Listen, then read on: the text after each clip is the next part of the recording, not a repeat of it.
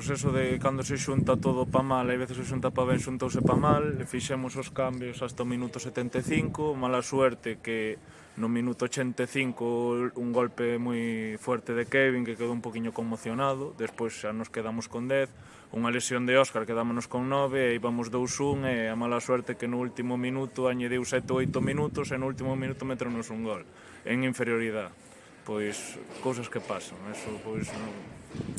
Teñemos o partido xa encarrilado da primeira parte, a segunda parte empezámola ben, foixenos todo o traste. Intentamos fallar o menos posible, perdemos contra o Vilariño nun partido moi bronco, cun campo que non nos beneficiou nada, agora pasa isto que non controlas as lesións dos xogadores e intentas dar minutos a todo o mundo porque os merecen e sale mal, outras veces sale ben,